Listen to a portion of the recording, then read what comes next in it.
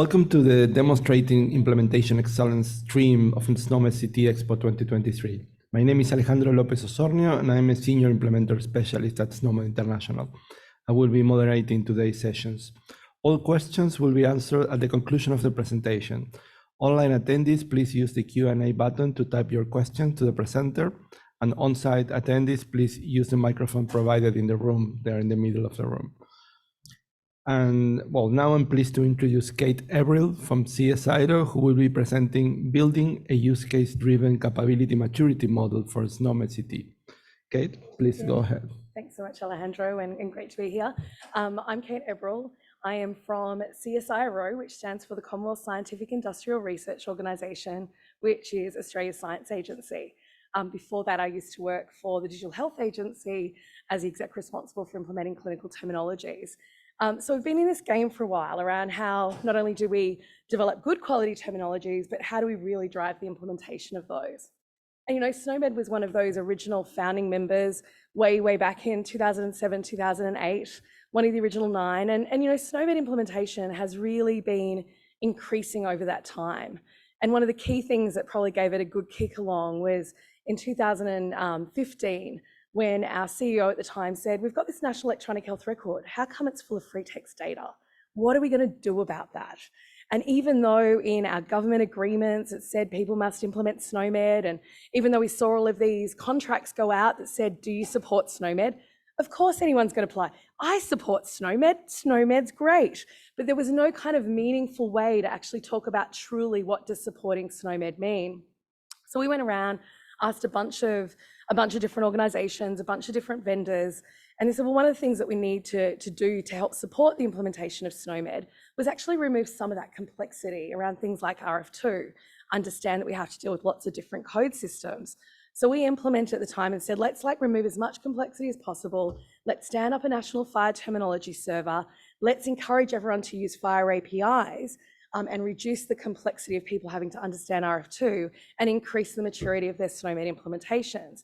And that's worked pretty well. We now have vendors who, are updating much more frequently because we put out monthly releases in Australia. So we've moved from some of our industry who, maybe updated once every 12 months, but we had some implementations that had versions of SNOMED that were 2 or 3 years old. We still, so that kind of improved that. We got some improving around the user interface, but we still see kind of those examples of alphabetical order in terms of search results. We see examples of description IDs being used. We see hard-coded free text or favorites being in the record. So even though we've increased the maturity and we're seeing SNOMED being used a lot across our primary care information systems and our secondary care information systems. And even though the introduction of the terminology server has really gone a long way to drive that adoption, we still have a way to go to really truly increase the maturity and start to get the value that we need from the adoption of SNOMED. So what we wanted to do was actually look at what's a guided tool, what's a tool that we could develop that actually would enable a more mature guided conversation with our industry, to be able to sit down and say, where are you now? Where would you need to be to support the use cases that you want to support or that your customers need you to support? So how could we create something a little bit more nuanced? So this wasn't us about building a certification system to give a tick of approval or to create a stick. This was about how could we build a tool that started to enable a more mature conversation with our implementers and enable us to sit in the room and to start to work through some of these challenges with our implementers. And we also understood that not all implementations are equal. We've got now, with the introduction of Smart on Fire and mobile apps and consumer-driven apps, where people might want to have small lists of codes that consumers could enter into things, all the way up to our EMRs, which require a greater level of sophistication. So we couldn't have a one-size-fits-all maturity model if we truly wanted to sit down with all of the various industry partners, all the way through from apps providers, Smart on Fire apps providers, all the way up to EMRs, all the way up to health information exchanges, EHRs, and advanced analytics. Those users and those use cases all have slightly different requirements of a maturity that they need to meet to deliver value to that end user. So how could we do this? And also from a capability maturity model, it's not just about the technology. We also, as with any capability maturity model, need to understand people and process and start to get into it, because if we want to educate, then we can start to have that more nuanced conversation to say, if you think about how technology might be able to support you, you might actually be able to reduce your load on your peoples and processes. So if you are doing things like mapping from proprietary codes to SNOMED rather than actually using SNOMED natively because you think SNOMED's too complex, maybe if you start to look at how you can use via terminology services to support a simpler implementation of SNOMED and you can move to native, then actually you can start to reduce your burden of where you need a mapping workforce, mapping and maintaining. So it's really that nuanced conversation around how people, process and technology come together and where you need to focus effort depending on where you are in that maturity model across that. Is this resonating with people? Have other people and has anyone else looked at kind of maturity models in this way? Monica? Yeah, absolutely. And, you know, we know that Scotland and Wales have produced a kind of maturity model around SNOMED implementation. And also really importantly, SNOMED International has as well, and I'll go to that in a sec. So really we're using this use case driven maturity model as a way to drive the adoption of SNOMED. Look at it, as I said, around people, process and technology. But the other thing this gives us, if we can use this as a way to have a guided conversation and sit down with industry and with our healthcare organisations and our other implementers, what will start to come out of it? Well, if you're at a maturity level here and you want to get to a greater maturity level, what are the tools? What are the enablers? And it starts to help us define as a national release centre where might be the gaps where we need to provide additional guidance, additional education to help our implementers get from a particular maturity level to where they need to be. So we're really looking at this as kind of a tool that will help us get there. So we absolutely looked at the SNOMED International Maturity Framework.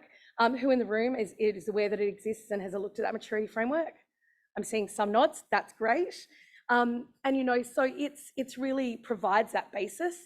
And it looked at, you know, what level of maturity around SNOMED adoption, but it's not kind of in that use case focused area. So, you know, it really starts from I'm planning to use SNOMED CT, I've thought about it, I'm starting to look at my plans, and, you know, going all the way up to those advanced use cases where it's used directly in the health record. It's used around ECL, the MRCM, I'm losing my voice and my weakness. But then again, if we think about it, do all vendors need to reach that level if you're, say, building a PREMS or PROMS app? So how do we start to have that nuanced conversation? But really importantly, it's you know, the foundation, as you'll see, from where we're building our work. And then it looks at what's required in terms of data capture and data retrieval. So our approach is taking the SNOMED CT maturity model that's been developed by SNOMED International, and then adding it to kind of and building on it with our implementation capability maturity model, where we're really saying, well, how can we take that model as it stands with the 5 levels, then look at other framings around people, process and technology, and then applying that to specific use cases. So it's now known as the Essential 6. And, you know, this is really to say, how can we look at from the capabilities from a vendor around designing, developing, implementing, and maintaining a SNOMED implementation? And really looking at the process, what is the key capabilities around processes? What are the people capabilities in terms of training and education? Data and information. From a technology, what's your use of tools, understanding of tools? What are those operations and maintenance? I don't know about you guys, but we see a lot of people go, they do their first implementation, but then thinking about how they're going to maintain that ongoing, that kind of gets a little bit forgotten about. And then looking at that capability of actually their use of SNOMED CT across those use cases. One of the kind of the use cases that we have been talking about, simple data entry, like a really simple implementation. So smart on fire wraps, simple implementations in fire questionnaires. So fire questionnaire implementations could be really complex where it's about entering in a condition history, or it might be something that's really, really simple where there's just a bunch of radio buttons because there are only a few terms that might be in a really simple questionnaire. Clinical decision support, whether that's clinical decision support tools or smart on fire wraps around clinical decision support. EHRs, so EHRs for us at the primary, secondary, tertiary care level. Health information exchanges, what are the different maturity around use of SNOMED if you're in a health information exchange where you're bringing all data together, normalizing it, and then reproducing views of that information? Again, different than some of those really simple use cases. Regional and national reporting, and then advanced analytics. So now you'll see this is a work in progress. So I'm hoping everyone in this room gets really excited and wants to join us on this journey, because we've only just started and Kylene's actually been leading a lot of the work, so she can answer all your questions. So Kylene and Bernadette have been taking this work and really starting to look across each of these 6 areas around what we need to focus on. So for example, around the processes around version management, around creating with local extensions, mappings and translations. Translation's not something that we do within Australia, so anyone wants to help with that translation bit when we get to it. People around what's the capacity and capability, what's the kind of team makeup that you've got, what's the skills and training that team have in terms of data and information and capabilities. So user experience, analytics and reporting, storage management, and then obviously technology around what's your architecture, how are you thinking about the tools that actually manage terminology, what's your roadmap from terminology, what's the kind of infrastructure, and what are you doing around testing as well. And we think strategy and governance is really important as well, because actually having a vision in your organization around where you want to actually go with your use of terminology. And while this is built on SNOMED and for SNOMED, I think we can see that this will relate to a lot of other terminologies as well. And we do appreciate that every organization that we work with, they're not just implementing SNOMED, they are implementing all other terminologies as well. Governance, good governance over terminology management and use. And then when it comes down to the functional capability, so yes, we've got data entry and data retrieval, but we're also talking about data aggregation and we're talking about data interoperability.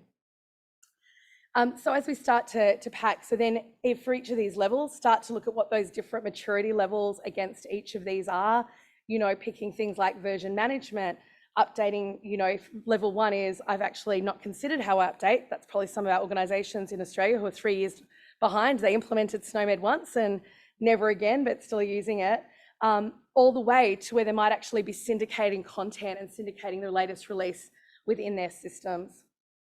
People and capability, again, level 1, low level of literacy, insufficient capacity around workload, through to you've actually got a plan in place within your organization around skilling up, training and supporting and driving for that continuous improvement. So really looking at, and this is where we see it goes from, again, small startups who are just building an app to a large vendor who's actually got this embedded across their product suite, which might have 5 or 6 products.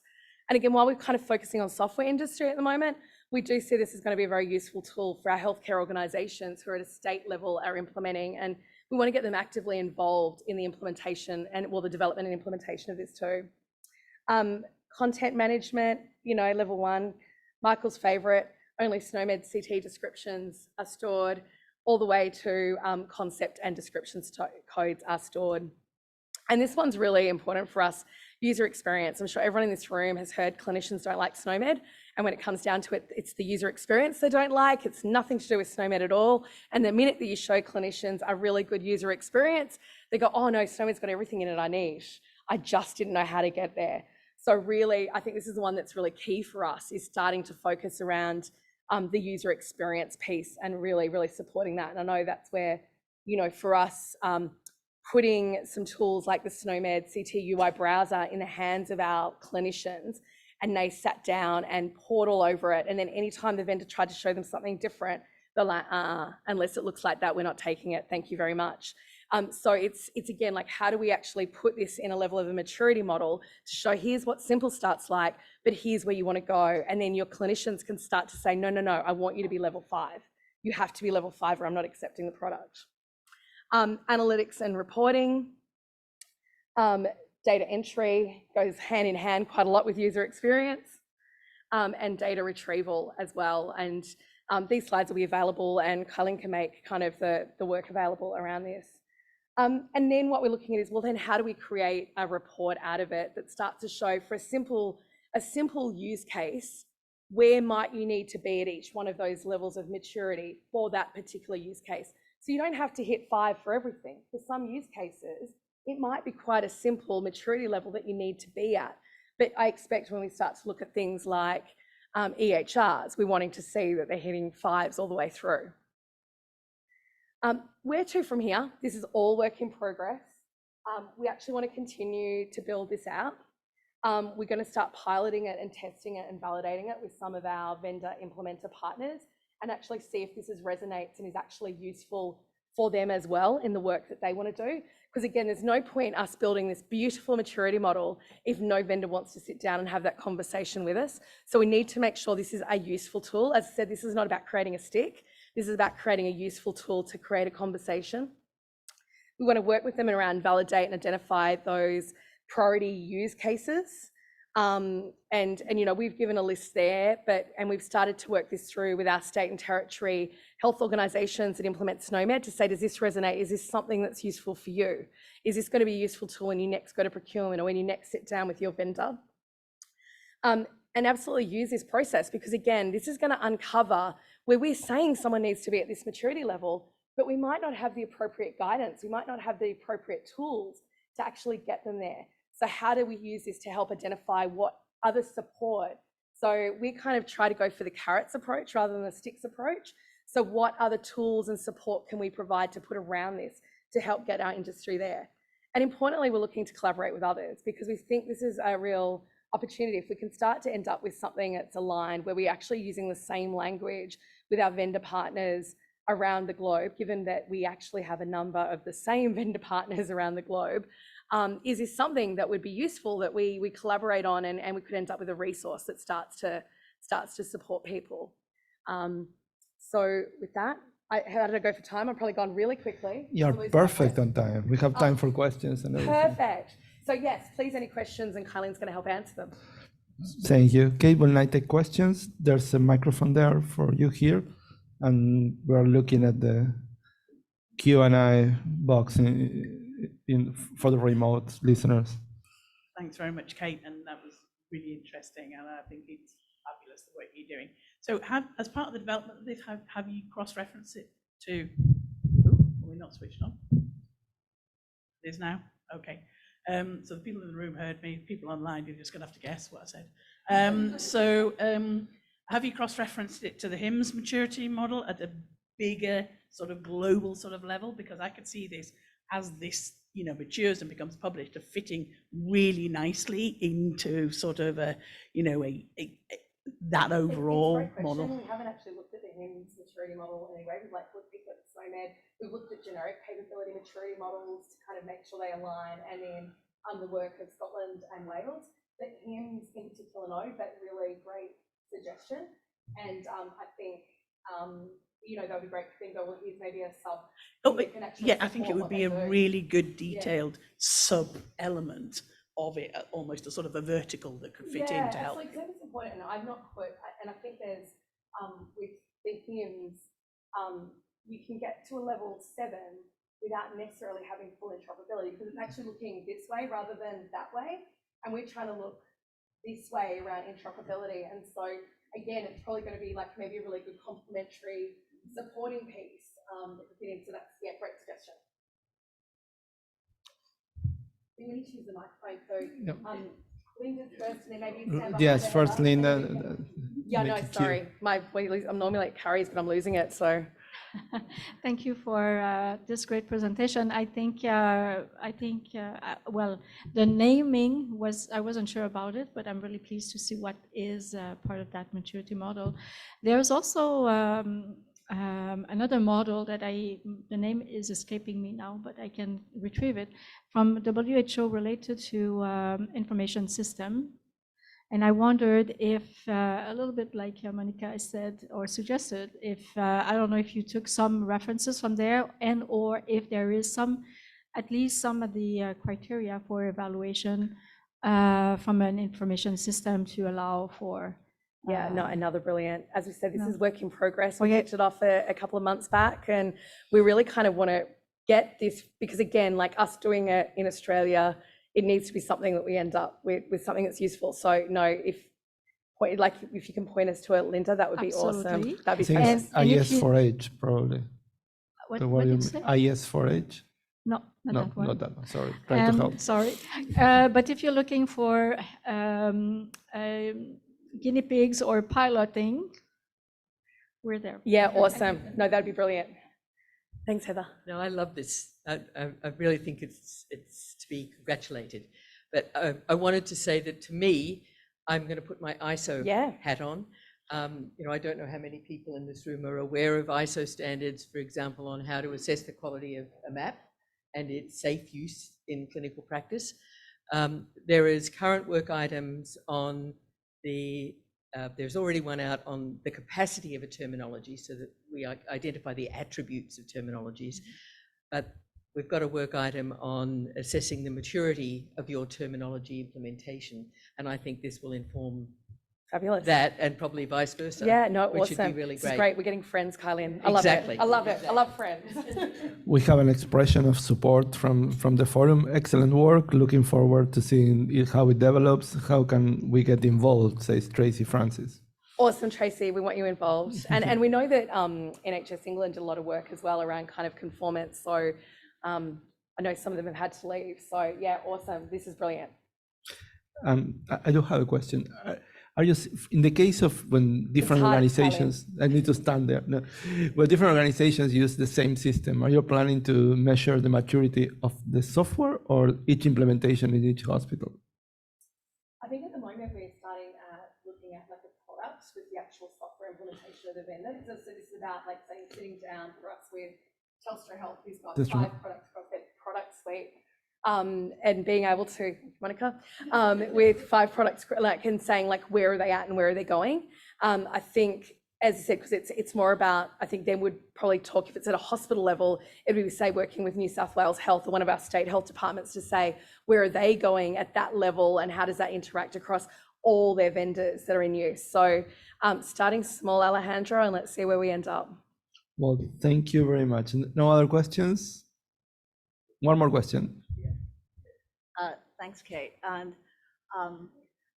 like as one of the implementers myself, we often struggle to kind of find a relatively detailed maturity model to benchmark or assess the data standard implementation. Yeah. So it's really great to see that.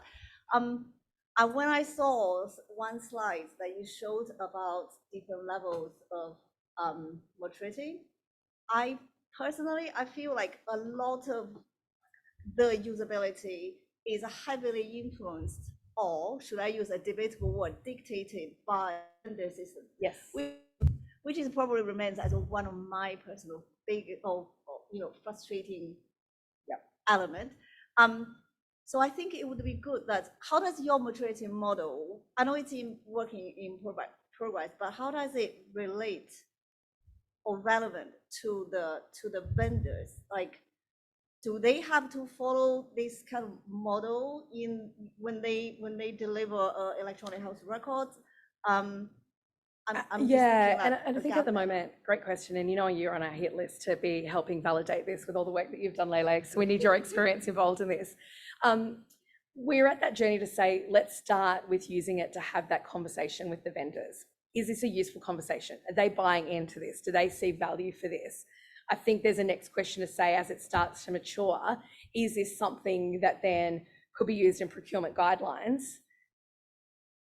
for procurers to say, here's a tool that you could use to assess? But that's a long way down the path. We want to start with the carrots. We want to start with creating helpful tools, using this as an education tool, an advice tool, a guided discussion tool, as I said, identify what education training, because again, if we're asking the impossible and there's not enough advice, education and training there to support people to get to that next level of maturity, then we need to fill up some of those before it would get to that point where maybe it could be used as part of procurement guidelines. But that's kind of something where we see it would be useful. So then when procurement, it's not, as we see all the time in the tender documentation, does your product support SNOMED CT? Yes. We can actually have a much more nuanced set of requirements. That's very welcome. Very good idea to work with the use cases. I mean, it's really interesting.